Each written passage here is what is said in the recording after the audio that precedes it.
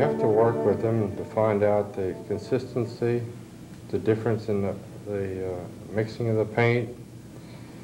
And I found that through a workshop several years ago that by mixing acrylics with water, I can get some of the basic transparent watercolor techniques. So I'm going to do painting using the acrylics, but I'm going to start non-objective.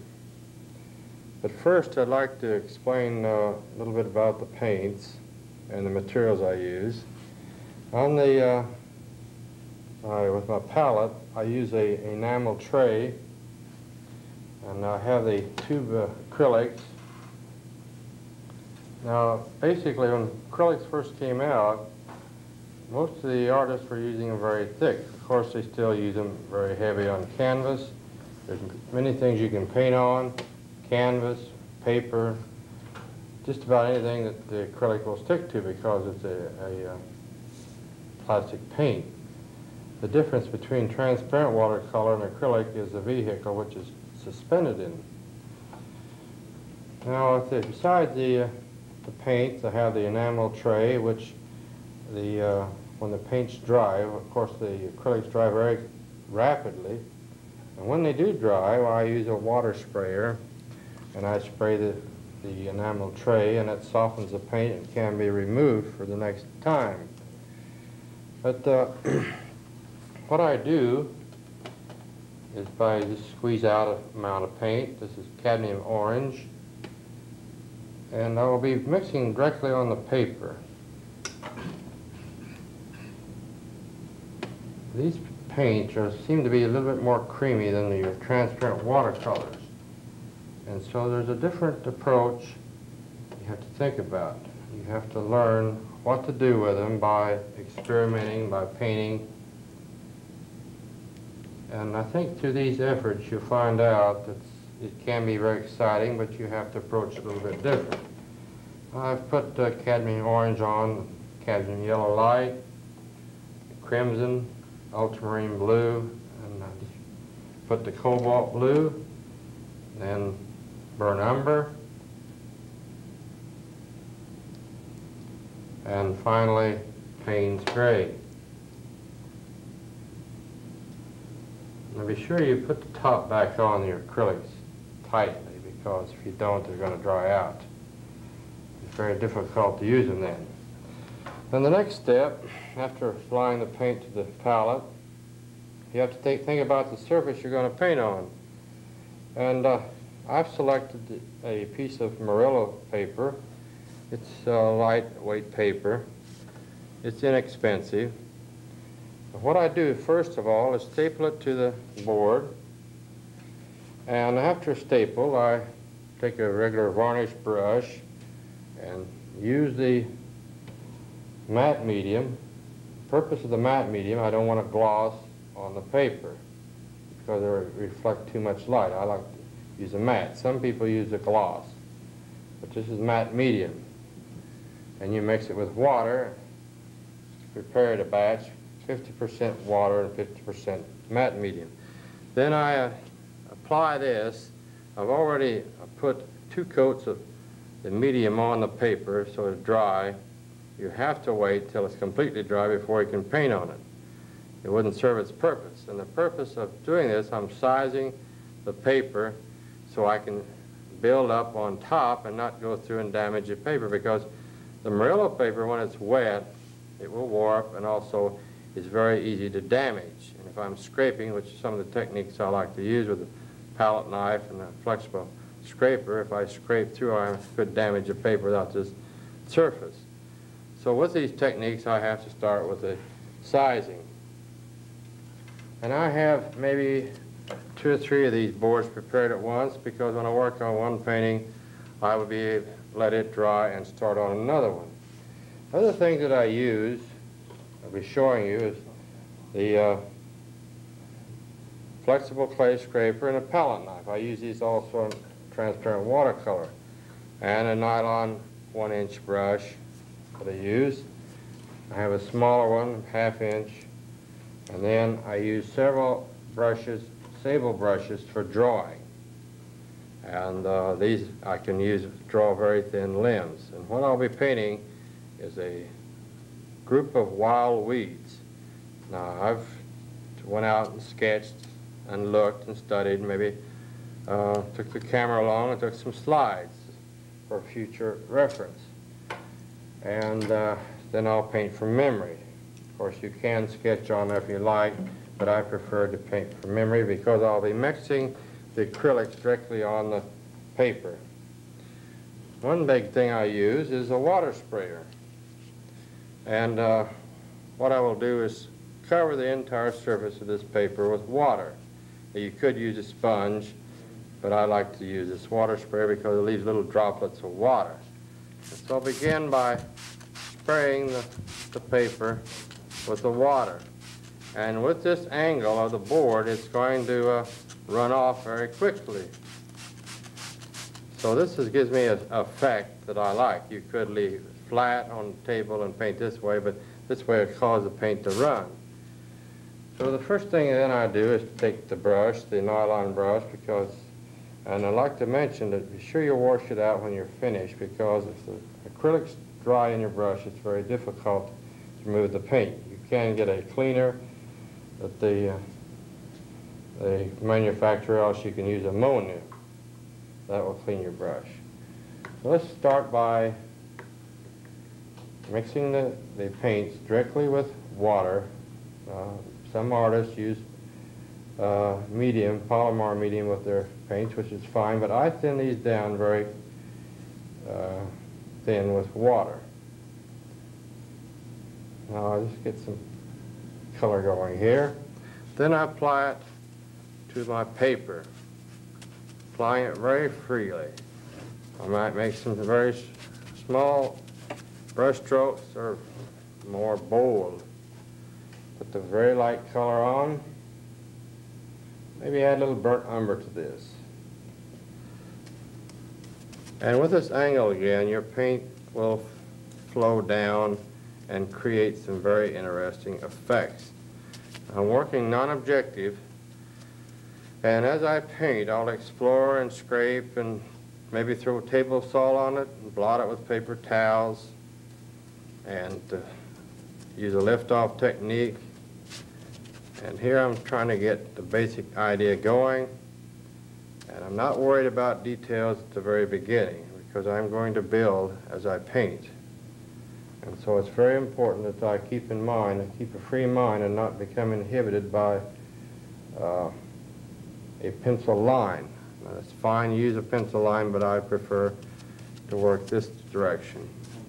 I think if you do any painting, you can find you can go any direction. So apply a little bit more paint.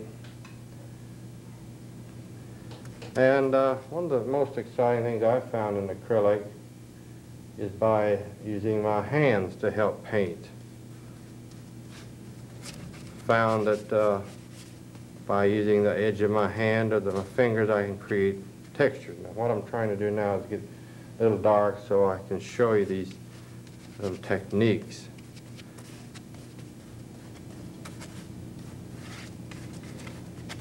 It's not intended to look like a cross. It's just we're trying to get the design up above the center of the page, of the paper. Now, I can take my little finger and press on it and lift off, creating a texture. And you can get all kinds of strange looking natural weeds this way, moving around. Now it's a little wet, but if you pull off very quickly, you remove some of the paint. Of course, with this angle, the paint's flowing back into where I pressed. I use my thumb now and pull some of those out again. Use the side of my thumb. And some of these I'll leave, some of them I'll paint over. Now let's try the side of the hand and create maybe effect the leaves. Of course, you get a little bit of paint on your hands, but that's part of it. See, I go back and I make sort of a print. I'm printing, and you dab. Try to keep it clear. See the exciting thing to develop with this approach. It's much quicker and more free when you create leaves. Now you can go overboard too, but sometimes you get so fascinated with what you can do with your hand, you forget about the painting. Of course, it's flowing back in. I'll keep working here a few minutes to get effect started. I go out here and print. You see still paint on my side of my hand, and I can print with this. You can use your elbow if you'd like, but let's just try that. And so you get, that way you can get a little paint on your elbow, and of course wipe it off. Let's try just the side of our hand by pulling the paint so it looks like finger painting, but actually it isn't. Just getting a texture. Now we go on. This time I'm going to mix a little cobalt blue and orange together. It gives it a rather strange looking, cool, warm color. Depends on how much blue and orange you put in. Let's go back around and paint some darker values in between those leaves, blotting out some of them because I don't want to use all of those. And maybe use some curves, get the basic. And part of this is drying now. And see how it's flowing down. And sometimes these create some unusual effects. And as you paint this way, you find new things. Now I'm going to, a few seconds here, I'm going to use a sheet of plastic and some table salt. See it's running here, build up here. I'm trying to get a grouping of these weeds. Stems will come down below. Get a little warmer color in here. Push that up there. Move it back. Maybe a little orange with it. And again, this is mixed very thinly. Don't get it too thick. Now up at the top, I'm going to apply this piece of plastic or acetate. It's very thin. If it gets too thick, it won't work too well. Now you can't tell too much what's going to happen in this painting. I can even pick up right now with a paper towel and go back to the white paper while it's still wet. Once that's dried, you can't very well do that unless you use Windex and spray it, and Windex will soften the paint and you can remove it. I think I'll get a little bit more color at the top, and then I'll apply the acetate. I'm getting some colors in there that's rather exciting. I don't want to cover up all those leaves that I've created.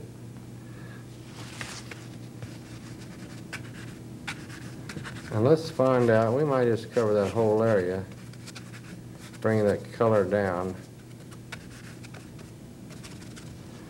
Let's take the acetate and just lay it on flat and let it sort of go its own way. Don't try to dictate what you want to do. And you can move it around and get some very unusual effects. Now what we have to do is let this dry. Let's leave it there a few minutes and we'll come back and pull that off and see the effect. I'm going down to the bottom now, and I want to apply the paint, and I'll spray down here. I want to use some table salt, and we'll watch the effect of the table salt. This is an old container I found, and so I just put the salt in there. It comes off very easily. Now, get some color at the bottom, which you can see.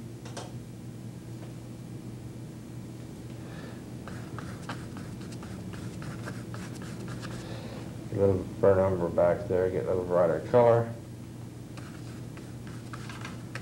I'm staying out, bring it up.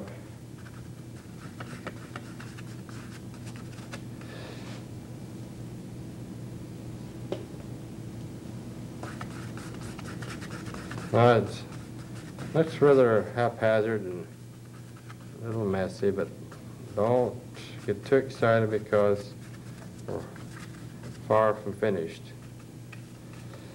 So now I'll sprinkle the salt in my hand. This is the fun part about it. I just throw it up there, or I could sprinkle it. I'm going to leave that there for a few minutes, and we'll come back and check out the result of the salt. Before we leave that salt area, I want to blot some of this bottom part.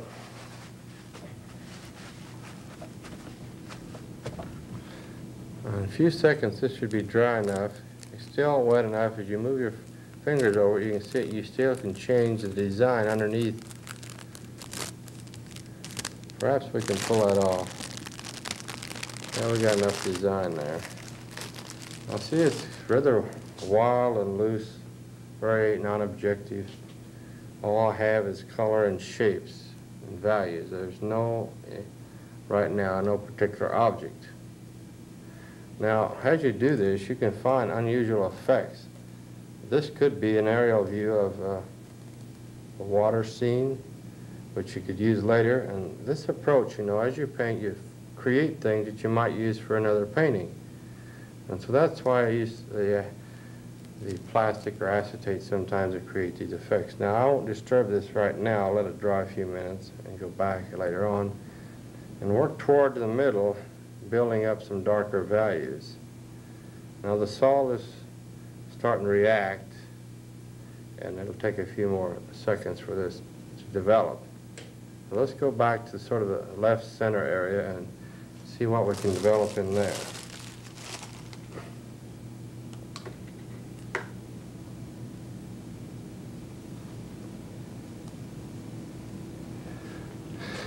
It's rather dry in here, this area I'm painting now. I'm still trying to keep some of those first things that I created. I don't want to completely destroy them.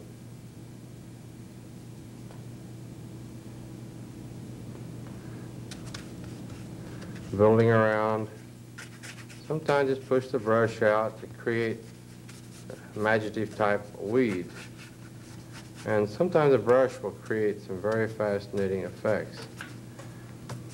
Down and around, building these out. You might have to dab a little bit. And as I look at it, I see many different exciting areas.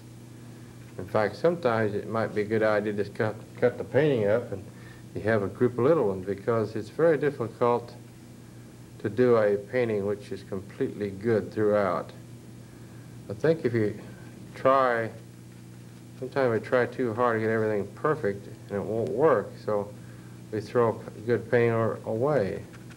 I used to believe that you should keep a painting complete, but I found that maybe I'll cut it up. I might lift some of that with a brush. And using the brush, I can create some leaves, apply them very lightly. Now sometimes you can let this dry and spray the paper, and it'll be damp in some areas and dry in others, and where it's damp, the paint will wash off and leave light areas. Still very exciting up in there. I can see a beginning of a flower going up here and there. Pick up a little bit. Keep going back, creating textures. It's running a little bit there, better pick that up. Now I'm not trying to get exactly like nature, the colors. Because if you go to You can get mud very quickly with thinning your paint down. So you have to be very careful. You may begin to start drawing in some stems into this. Not very definite, but just to get started, you have to move around. Now, while it's wet in some of these areas, I could scrape. You see the effect that that does with a palette knife.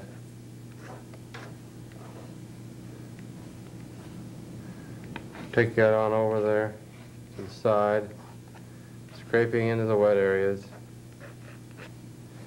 Or even use this clay scraper. Pick up that runny edge there.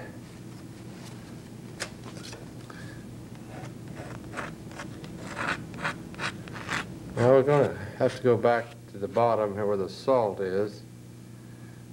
Even where I had the acetate, you see it's still damp, and where it's damp, why I scrape back to the paper. And that's the reason why I size it, so I don't go through to the paper. That paper will tear because it's not a real heavy paper. Let's check back down to the salt area. It's starting to create little runs, the separation of the paint. What I'll do is to spray the water,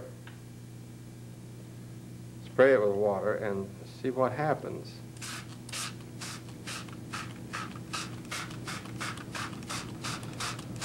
And where that's still damp, the paint's going to wash off.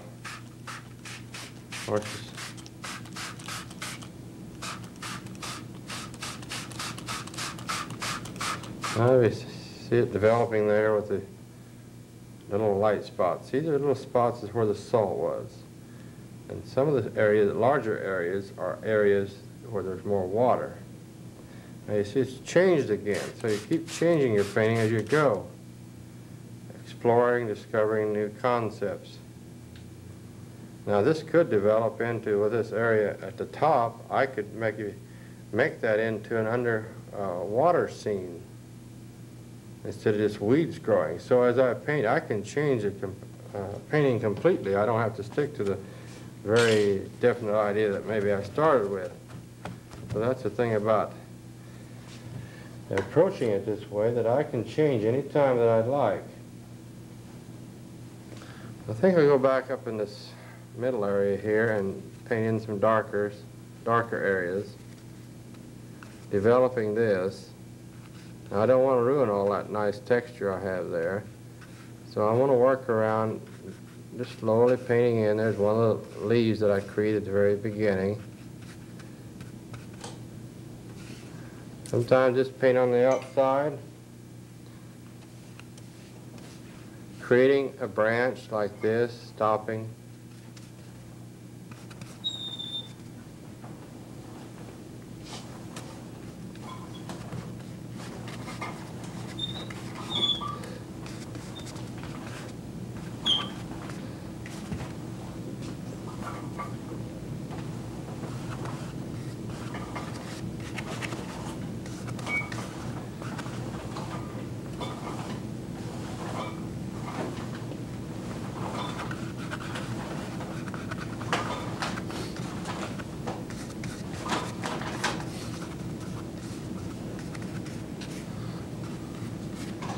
Still exploring. I think now it's orange, it brightens up a painting, and sometimes I go too far. So I want to brighten it up again. I'll go back over, and that's taking the transparent acrylic over this, I get another nice effect. Letting one color shine through. I'll bring this down a bit more. I'll scrape in here while this is wet to create some kind of a main branch. Or I could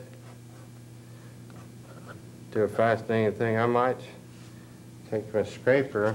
I found that if I'd want to create roots, or by scraping,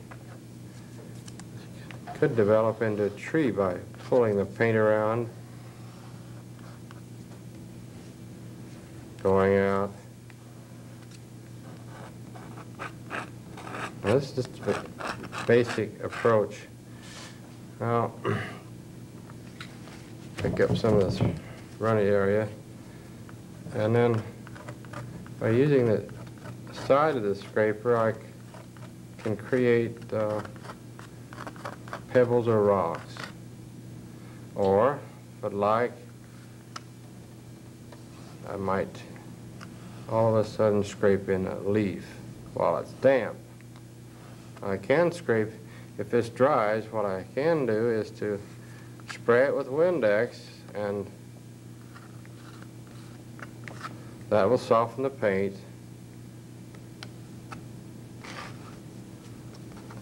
And I can remove the paint and scrape in leaves.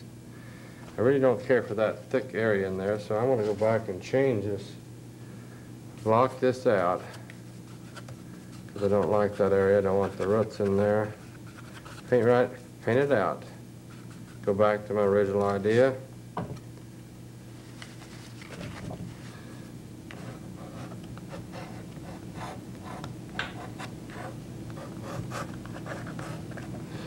Twist some of these.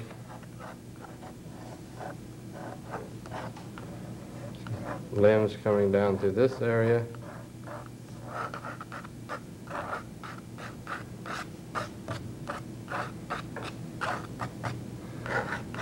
Of course, this effect you only get when it's wet. And you have to check, like it's partly dry and wet up here. It's running a little bit too much there, dab it. I can scrape into that wet area, create a whole different mood up into that. And where you can see where I scrape here, it's partly wet and dry, and it leaves an excellent texture effect, like a spotty branch. And the more you work with acrylics, you can find out these things. It doesn't come all at once.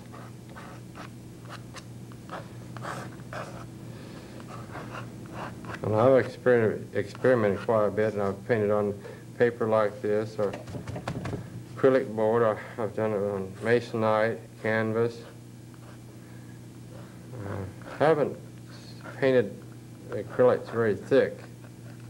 I've kept them all very thin, even on canvas. You can use a collage effect, glue down part of it, and then paint in. Let's really get a larger branch down here and see you can pull some of the paint out because it's wet. Just let it stop there. Use your imagination a little bit. Doesn't hurt anyone to have to think about a painting. Too many times we have to look at it and know exactly what it is without studying it. I've seen some very exciting non-objective paintings done in acrylics, and it's not a landscape, it's not a figure, but just maybe pouring the acrylics on canvas to get a real exciting effect. Now I'll take one of my sable brushes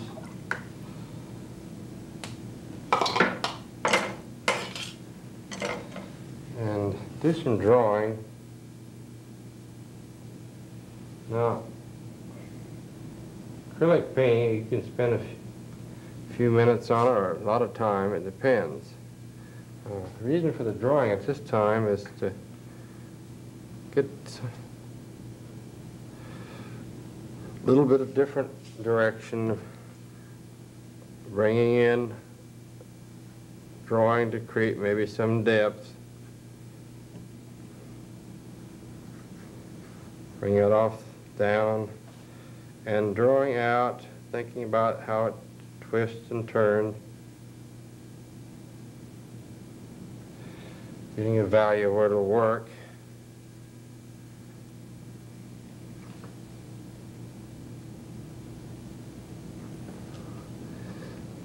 I'll even take a branch up there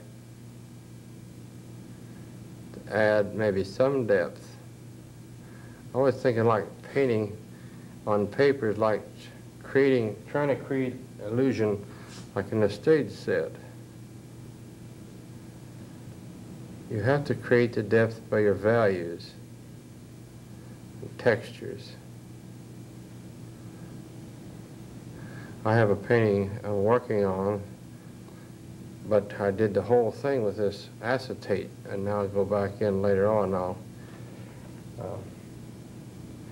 make subject matter out of it.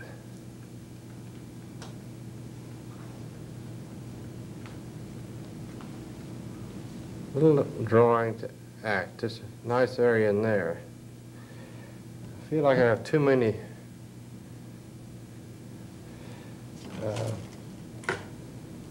branches sticking out. I want some of those go back underneath, so I'll paint over those. Paint some darks again in this area because I lifted a lot of that paint. Just for a little, let's see what ultramarine blue will do without much mixing of the paint.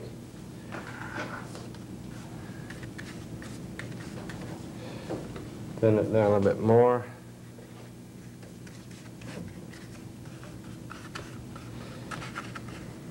Now it's running a little bit there. And see how the paper is warped even though I have that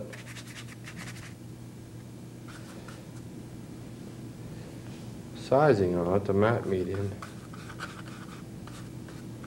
Maybe go over creating sort of a shade effect on some of the branches.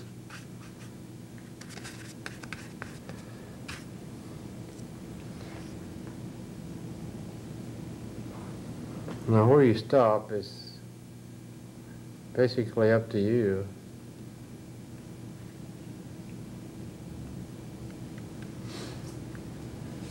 Got too many runs. I'll pick up some of these. See, it doesn't ruin the painting. Some people get very excited because the paint runs. You can take a small mat and find maybe some very exciting areas of painting. Maybe the whole thing doesn't work. Well, let's see what we can do here to get this. Trying to get the tension within this area.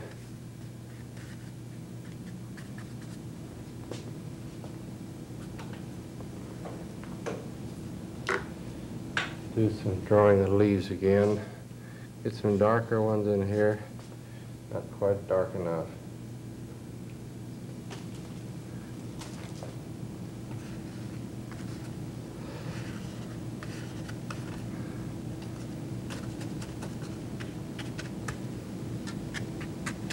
Just move around a few little leaves. It's supposed to be leaves. Running again. Pick it up. Could throw salt in there or scrape. Or even throw the piece of acetate in there again. I want to accent some around these leaves.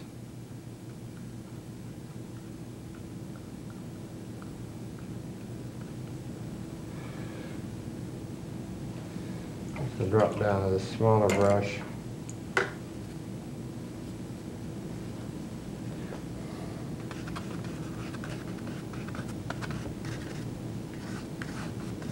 And up close you can see a lot of the textures that have developed.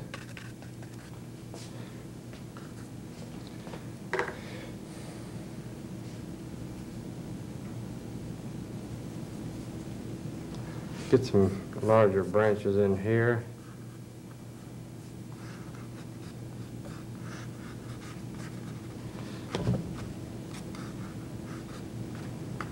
Sometimes blotting the wet paint you can get a nice texture.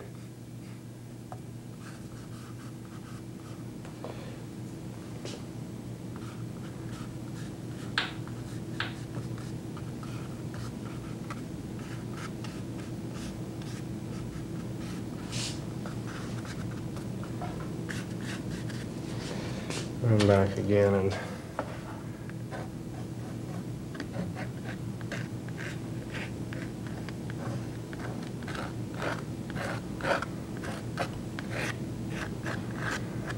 scraping some lights in that dark area.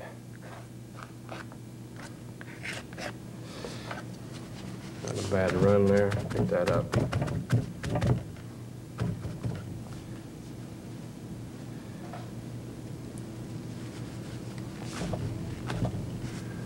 And maybe I can still use my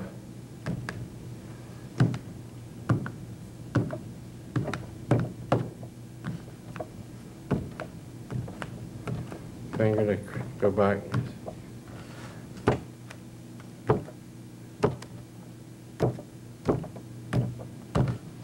Not too much at this time. Just enough to add a little.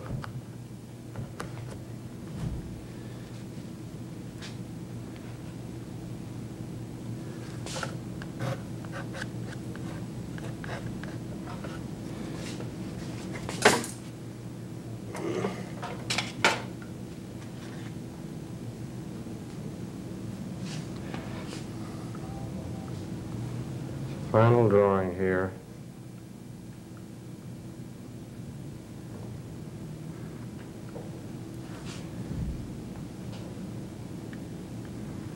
The thing to remember is to experiment, find out what you can do with the paint on different surfaces like paper, canvas. Study your painting, see the mistakes, find out what you can do with it. Medium, a lot of practice.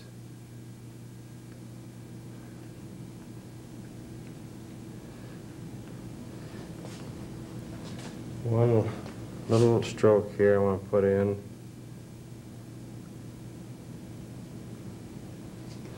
And now I think I'll use the mat, have a mat pre-cut, and put around the painting and see how this looks. And a mat makes a world of difference on a painting.